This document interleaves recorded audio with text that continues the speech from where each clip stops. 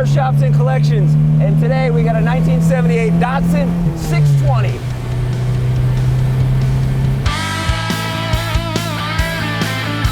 Hey, welcome to Datsun Day on Car Shops and Collections. As you saw in the title, and the thumbnail, and probably the teaser, we got a 1978 Datsun 620. Karl is the owner. There's a couple little nuances in this Datsun 620 that I think you're gonna like, but Karl is the owner, and he's right up the street. So we'll get in my Dodge Challenger and go see Karl and his 1978 Datsun 620. By the way, thank you for watching the show. If you've been here since the beginning, I appreciate it. Every single week we have a new episode of Car Shops and Collections with the spotlight on really cool cars and the people behind them.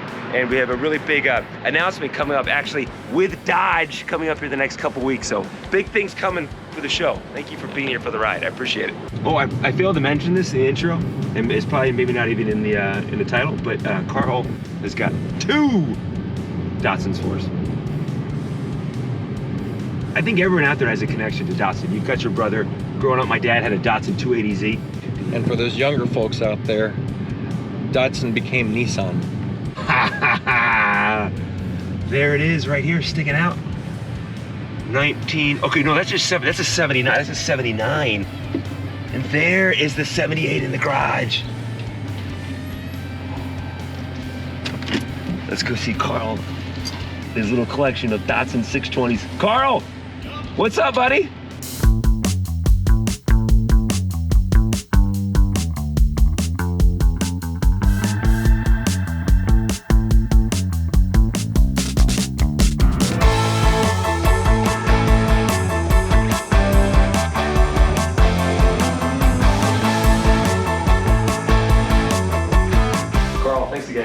We really appreciate it. We got you mic'd up and everything. Let's do this. Before we get into it, why don't we move your Datsun out into the sun so it just pops out there, all right? You got it. Let's do it. And here's the first startup too of his 78 Datsun 620.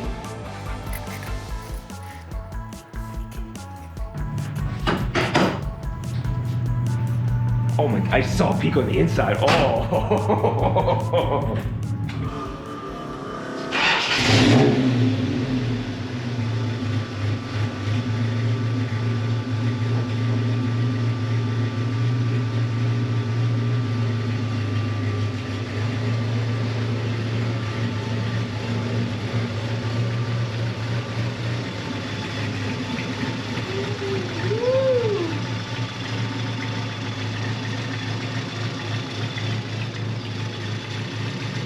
Perfect right there? Yeah, perfect. Awesome. Beautiful. Beautiful in the sun. Oh yeah, this just pops. Karl. Yep.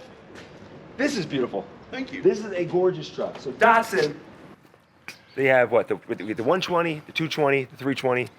They skipped the 420. Well, yeah. We got the 520. 620, 1972 to 1979, correct? There's also a 521. There's a 521. 520 and a 521. Here's the deal. We got the Datsun expert here with us. No, not really. But I'm always, this is what I love to know. What is it about the Datsun and the truck and the 620 that just attracted you to it? So for me, I've always fell in love with something that has an El Camino style. Uh-huh. And this was my first vehicle style. It wasn't the exact one, but I just fell in love with it. When I got it, it was fun to drive, the handle, because they're small. Dad called it a throwaway beer can, back in the 80s. And I'm like, you know what? I like it, I love it. And then you had to fix everything because you couldn't afford a mechanic as a kid. Yeah. And so you just fall in love with it because it becomes part of you. And you learned to tinker on vehicles. They're working on your... I've done everything to this. How many different trucks have you had through the years, do you think? Oh, this is probably 7. Uh-huh. There's 3 here on the property. 2 of them run, and one's a parts truck. Okay. Well, we see the 2 of them. See the 3rd one at some point.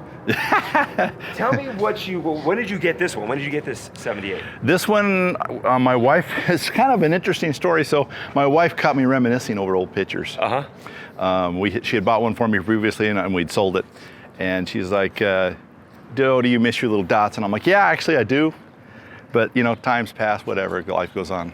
A couple days later, she goes, hey, I found a Datsun. We're going to California. I said, it's Wednesday. I got to work. Uh-huh. You want a Datsun or not? So we drove down that night and drove it back from California. at like 2 in the morning. Did you really? And I get up here halfway up Barstow. I lost the alternator. So I'm over here. We stop every about 30 miles and charge the battery with the other car. And we finally got up here. I'm running with parking lights down 215, but I got here. Gosh, that's I got awesome. here. That is awesome. So that was back in 2006. Oh, wow. And I was always a big fan of Chip Foose. Yes. And as are we. and I've thought, you know, it'd be great, but looking at what he does, knowing that I'm not part of a hot rod or classic American car industry, I knew I wouldn't be selected. But my wife goes, you know, you need to do a Chip Foose overhaul on this for yourself. So I spent 4 years tearing it apart and building it the way I wanted it. Yeah. And always taking cues and ideas from what Chip would do with other vehicles. And then as I would go to like Cars and Coffee and other car shows, I would gather things that click in my head that I like that. Like I've got carbon fiber lace paint that I did on this car in multiple places. And I'll show them to you. Yeah, let's see that. What is the paint color? Is this the original color? No, so Datsuns didn't come in gray. Okay. This is a custom color I had mixed by DuPont before they went out of business. And it started out as a dark primer. I painted it. My wife goes, hey, there's spots all over the garage floor. You may not want to do that orange. And your paint gun's old. Yeah, well, 20-year paint gun, $20, you know? Yeah. So she convinced me to do it this color. This was her selection, and it just kind of fit. I love the color. So it's a single stage paint, and it's buffed. Okay. The BRE. Always a big fan of Peter Brock. Yeah. Peter Brock, I've been friends with him and Gail for some time, and they're just down the road, you know, and I just really wanted to do it for years. Finally convinced my wife to let me put stripes on it. I couldn't afford to pay to do chrome stripes. I don't have skill in chrome stripes, so I got the wrap and I did it myself. And this is so then just a tribute to the tribute to Brock Racing Enterprises. The 73 is Peter Brock's number for racing. So that's what's on the hood and also on the tailgate. On the back there, okay. That's a tribute to Peter Brock himself. And we did our episode with Peter Brock. What an amazing guy here in Las Vegas, that Datsun, the 510 that we showed. Here's something I want to point out, because you have like the stripes, like the Peter Brock Racing Enterprises here. Gene, come up out here. So I want everyone, I'm sure a lot of people notice this, but this just shows Peter Brock, his design and his attention to detail. Puts these at an angle, so the angle of the stripe and the angle of the windshield. Yep. When it's moving, it's an arrow. Yep. It's an arrow racing down there. It is such a little tiny nuance that just shows, I think, the brilliance of Peter Brock and his designs. What's interesting about it is originally I was trying to hide it. So the original stripes I did on the vehicle are in the door panels inside. Okay. But they look a little different because I was still learning about how the stripes were created before I actually spoke to Peter about how he designed the stripes. I love. So they're on the door panels inside too. But how you're educating yourself and all the little nuances that you love about different vehicles and different designers you put into your. So 20. funny thing. Can we see inside? Absolutely. Okay. It won't stay open. You got to hold it. And here are the stripes you were talking about there. I've actually got some props for the doors, but they'll hold them open. Okay. Not quite as wide. You grab those. Can I sit inside? Absolutely. Where are the seats from? The seats are out of a 2001 Celica, and I didn't even have to recover them. I got them from a salvage yard. When did Datsun transition into Nissan? Early 80s, right? So the transition started in the early 80s, like you said. By like 1984, most everything said Nissan with no Datsun on it. If it was in small letters on tailgates and stuff. We're looking at the inside. So this is the original dash at the 3 gauges up here, correct? So it's the original dash setup. I've put the different instruments into how I liked them. Yeah. So I liked the classic older 73 instrument panel on one side, so I pulled that out of one cluster, and I liked the 78 and 79 from the other cluster, so I mixed them. And then I tried to match the colors with the Sun-Tune aftermarket gauges, but everything's functional, switches are all functional, CV's functional. The lights, this is the original gauges, right? The lights and the wipers and that green color right there. Very just all original. The simplicity right there. Original lighter, I'm guessing as well. Here is where the original radio would have been, right here? No, that was actually an ashtray. Oh, it was an ashtray, a radio down here. The radio was actually where the gauges are, the 3 gauges. Okay, yeah, got it. Okay, perfect. And I wanted the look for like the 300Zs and the 350Zs. Yeah. 280Z, so I opted for that. So there's really no stereo in here. All the speakers are plumbed through the CB radio. And we have Peter Brock's signature right there? Peter Brock and John Morton's signature. Perfect. This is when I saw when you started up, when you opened it up, I saw the door handles. So as cars get older, parts are not available. Yeah. And you have to come up with something else. Same thing with the kick panel in here. At the time, there were no kick panels available. They looked terrible, so I made my own kick panels. I did my own armrests. And you made that yourself? Yeah. What is it? Just wood? That is made out of African paddock and black walnut. But and I just took my hand and made a mold. I was going to say, when you cut put it your out. hand here, yes, that's molded to your hand. That's molded to my hand. Grip. You and I think have the same grip. That is a perfect. You molded that to your hand. Yeah. So the original ones are on the blue truck, but they are not as big. My hands are huge, so I get a good grip on them. Yeah. Can you show us under the hood? Absolutely. And Gene, your brother had what, a 78 as well? 78 or 79 maybe. Okay, it was a 620 though, right? You know what? It had to be earlier because I was only 6 or 7, so that was 76, 77 in that time period. Educate us. What do you have? Well, the idea here is to look like it's the original engine. Uh-huh. It's not. This is an LZ24. Okay. So the bottom half of the engine is out of like an 89 Frontier. 2.4 liter, it's punched out 0.5 over. Okay. The top half of the engine is actually from one of these vehicles. All right. It's the U67 guys, the Datsun guys will know what that is, U67 head. It is fully ported and polished. The exhaust is mirror finish. The intake is swirl port. And it's all roughed up, but it's all opened up and smoothed everything through. It's got a 4-angle valve job with 4-angle valve cut. It's got a custom cam, 500 lift, 300 duration, 160 separation. The carburetors are off a 240Z, but they are also ported and opened up. All the Venturis are also opened up and ported. And I'm having trouble getting enough fuel, but I've just got a new set of needles for this carburetor set that's running pretty good now. But there's still more I can get out of it. And all of it self-taught. I did a lot of study, a lot of research, and a lot of school of hard knocks. Trial and error. And I've talked to some people that used to run these in racing, the carburetors and some of these engines. Yeah. And I'm no race car driver. This is no race engine, but it's a lot of fun. Yeah. Gene, what did your brother put in his? V8. This is a lot lighter than the V8, so it's fun. Gene's brother Frankenstein's cars, and it's awesome.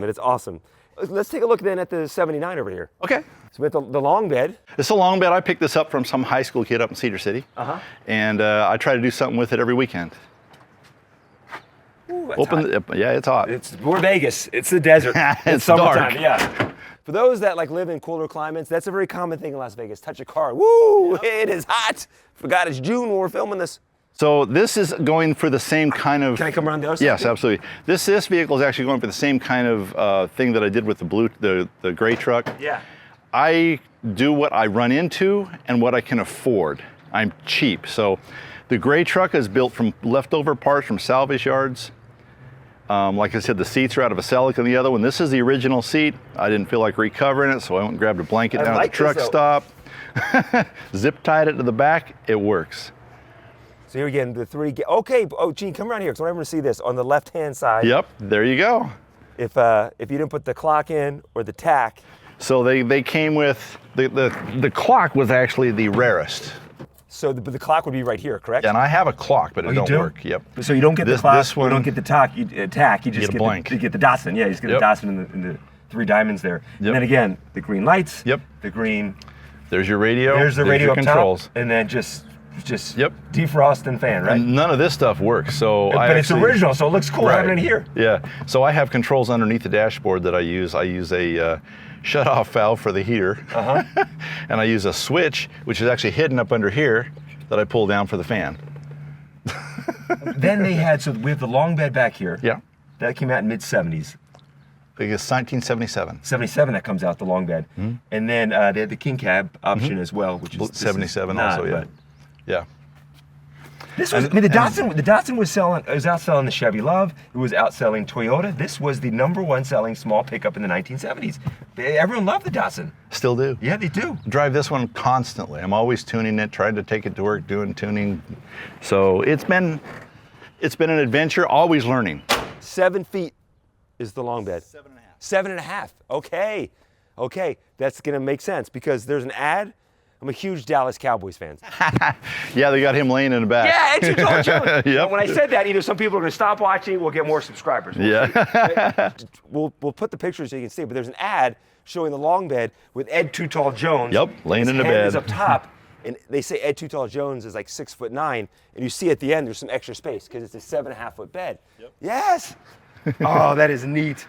So That yeah, is this so I neat. have not started body work on this. Yeah. I've done a little moving of the cab and the bed didn't line up. That's all fixed now. I've taken the engine apart 3 or 4 times and got it where it's running great now. So it's just little things at a time. Mm-hmm. And it's pretty sad that when I got it from someone, they tried so hard, but they just didn't know. And I'm like, yeah, but I learned the same way. So Yeah. it's not really You can't- sad. Yeah, you can't It's come down on earned. them. Yeah, for trial and error. Can we go or you and I go for a ride? Absolutely. I mean, The get 78? stuff out of the back Okay, sounds and good, we'll fire it yeah. up. Perfect. We can go for riding both of them if you want. Perfect.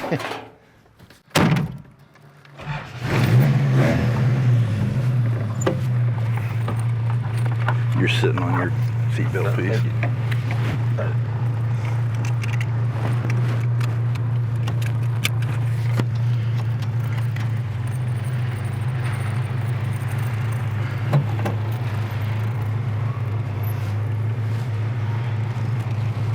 So I drive the other one all the time, so this one I forget what a drive is like. It's a little different. How do you feel when you drive it? It's kind of like a little man cave. Yeah. Cozy. It is cozy and the seats are very comfortable too. I like these Nissan seats you put inside here. Mine cranks up and down too. Oh, does it? Yes. How tall are you? I'm 6'3". You're 6'3". Uh-huh. These were not designed for men that are taller No. than 6 feet. But what I did is I took the headliner and I sunk it in Oh, you did to give yourself some more on space? this one, and the other one will be the same when I get done. And then this seat goes all the way to the floor where the other one is actually factory. But I've decided to stay with it. Because you look at Because- brochures from the 1970s when these, they're producing these. You see the guy behind, and there's all kinds of space. I mean, that guy that they use as the model, he had to be 5 foot. Yeah, 5 foot, 5'5" or something, because it's a tight fit, but a great fit inside here. All the different switches we have here. What do we have here? So we got fuel pump, Uh huh. we got backup lights. This is a series of like fans you would get for NASCAR for your brake ducts, and they run across the front of the carburetors Okay. to bring cold air across the carburetors. This one here is the heater fan, and this one being a different color is actually the radiator fans. Okay.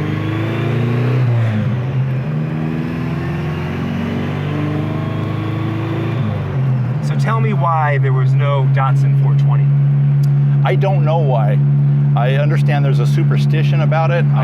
That they never gave me the complete story why, but maybe it has to do with 420 day. I don't know. So I was doing my research before we met up, and I was reading the same thing. There was some superstition or something with Yeah. the 420 being tied into rudeness or impoliteness. Something, So yeah. our Datsun experts that are out there, let us know why there's no Datsun 420 series.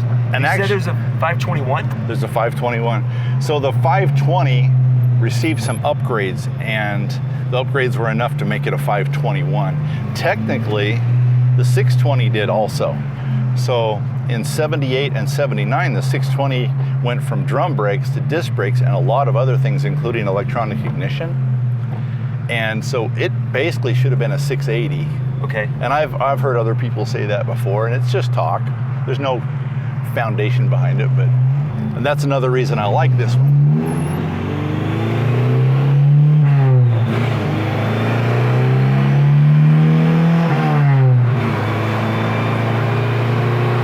This one's just a real fun driver.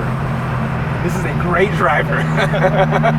It's got, because of the size of the engine, it being a truck engine, it's got a lot of low-end torque. I've changed gear ratios a few times on it. this is fun. It's pretty zippy.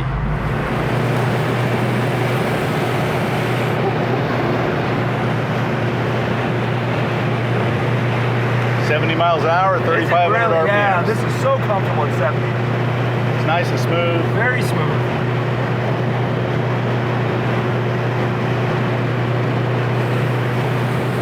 Got the wind noise. So there's a lot of little things I've done to this that you could look at it all day and probably never find it. I have to remind myself sometimes. Like these were actually plastic in the old Datsuns. This is out of an old Ford, old 60s Ford. It's aluminum. Works, it's almost the exact same shape. Yeah. Just little things.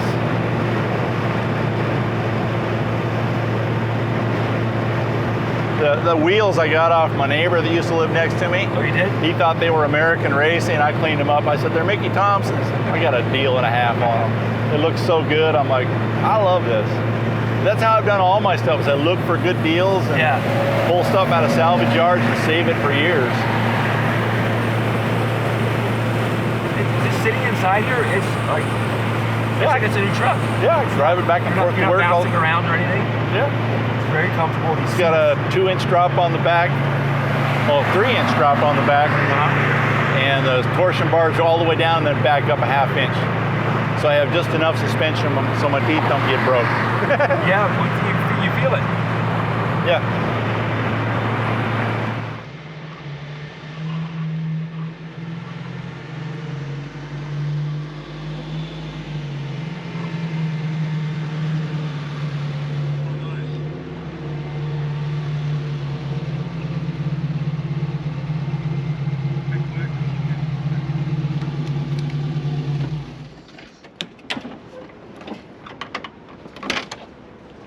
Gene, this is a smooth ride along. Carl, that was a lot of fun. Thank you so much for doing this. We appreciate it. No problem. It's a great episode. I love the fact what you're doing with your 620s, keeping them on the road, putting your little spin on them. What do we got here? Okay, you know the guy that works over at BRE? Yeah. That's his dad. What the heck? We got a surprise. We got a bonus in Car Shops and Collections. How amazing is this? 68, 69, 68. Beautiful. 68 Stingray. How's it going? Hey.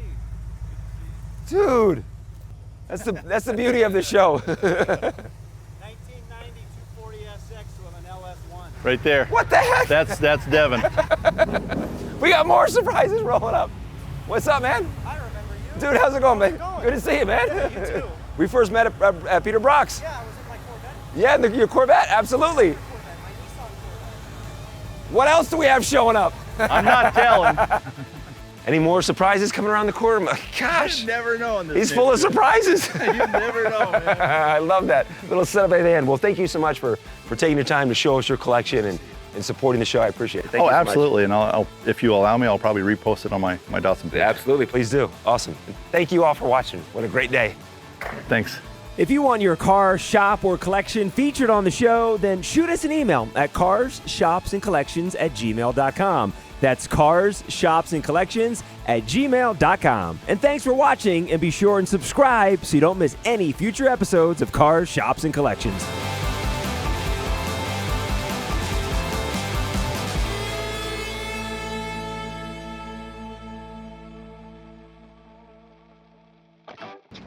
This is me resetting myself. It's like a kid that just got in trouble. I don't get to do anything. Oh, shucks. I can't get my intro right. I can't do anything. I can't do I just anything. want to get a Camaro. Mom won't let me. All right. All right, everyone. Thanks for being here with... Oh, boy, it's going to be a day.